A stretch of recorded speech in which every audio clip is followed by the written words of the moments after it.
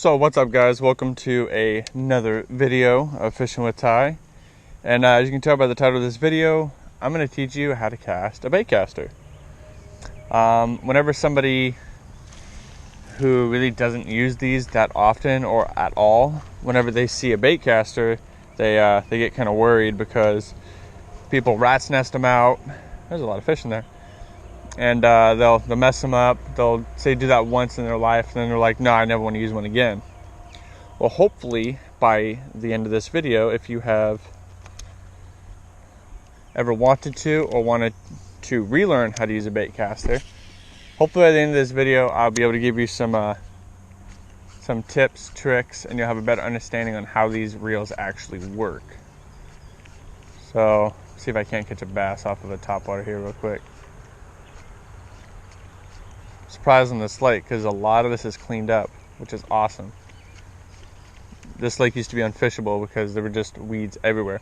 Anyway, so I'm going to run you through a few things that I personally do to use a baitcaster. So say if you get a new baitcaster, you know, the brakes are all messed up, right? You get it out of the box, it's just like this. So what I do is I will first, actually hold on, let me rephrase that. So what you want to do is you want to make sure your reel is set to the weight of your lure. And how you do that is you open the thumb button here, and you see how that just goes down, just like so.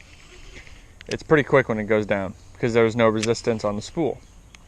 So what I normally do is I'll crank this knob inward until the lure does not move. Then I'll slowly back it off, and you kind of reopen the reel. Nope, just a little more. I normally like it to where the lure is barely moving, just like that. That should be enough resistance for that lure.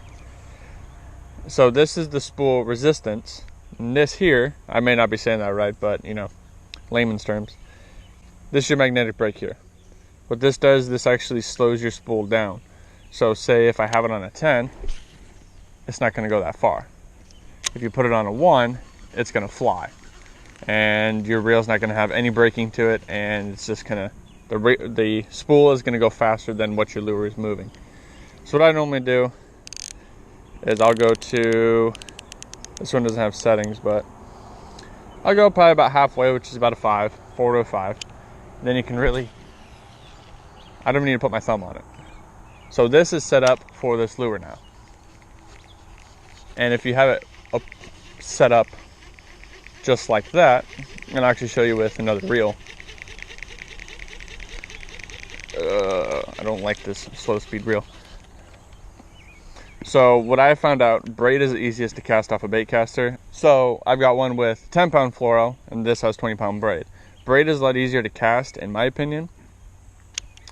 But I guess what you do, whenever you actually go to cast it, I like putting one hand back here so you have full control of the rod. You click and you hold it down with your thumb. That is the biggest thing, is you need to learn on how to manipulate this spool with your thumb as the lure's flying. So what you do is you bring it all the way back, or you can go above your head. I find it easier to side cast. And as you reach, so if you think of it as a 180 degrees, right? So say like this rod is your left and right limits. Now I will wait until I'm almost probably about 10 degrees off, 90 degrees straight out in front of you. So whenever you come out, and you got to watch your lure. Right before that lure hits the water, place your thumb on the spool to stop it. And you can also do that when you're trying to precision cast. Let me reel this in real quick. So there's a small stump right there. So say if I want to hit that stump, oh, there's a squirrel. I'll look at it, I'll cast. Ooh, nope, that was terrible. Way to the left. But I guess what I'm trying to say is you want to, actually bass they're starting to follow it. So I'll cast out and I'll stop it right before it gets to it. All it is manipulation of that spool. And I guess if you're having trouble trying to cast with a baitcaster, crank that brake all the way to 10 it's more like a security. Because look, see how it didn't rat's nest? I wasn't even holding it. Now if I was to take that brake off, or put the brake down to a 1 or a 0, that spool would have rat's nest out. But it's a security or insurance, I guess, more or less. So if you're having troubles casting, or you're just learning how to cast, start off with the brake as high as possible, and then slowly back it off the more you get used to the reel.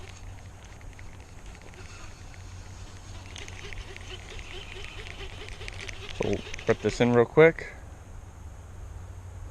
And don't worry about long casts to begin with, because you can still catch fish up close. You don't need those power casts that get you 50, 60 yards out. Oh, there's a nice one. Did I get him? No.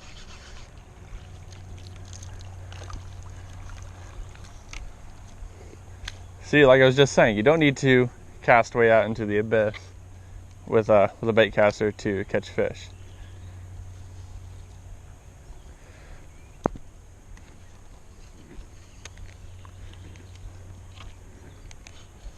See if we can't get another bass to hit here. And I guess another thing is also what kind of rod you have. I love using at least a 7-foot or longer rod with a bait caster. I think all of my rods right now are at least 7 foot. I have one that's 7.6. This one's a 7 foot. The other rod's a 7 foot. Both my spinning reels are 7 foots. So yeah, I don't have a rod in use right now. That was a big turtle. That is shorter than 7 foot.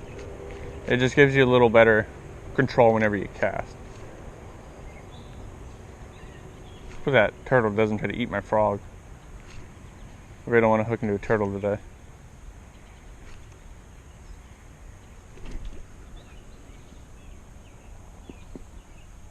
Oh, please don't tell me that was that.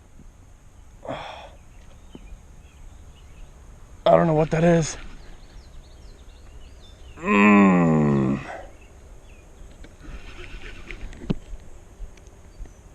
Oh no. Oh no. Oh my God. Oh.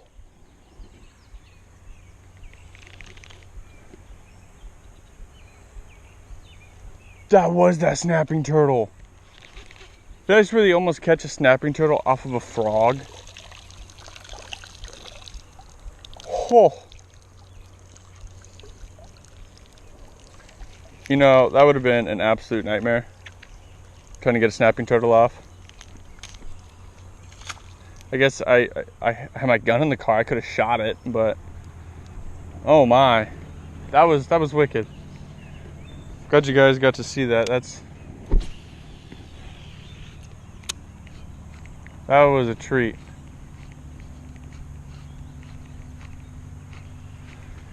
Anyway, hopefully if you guys watch this video, you guys have a better understanding on how to use a bait caster, what I do to set up a bait caster for different size lures, and hopefully you guys will, you know, kind of progress down in your fishing careers or your hobby or whatever you do it for, whether it's a hobby, a passion, or if it's a career for you.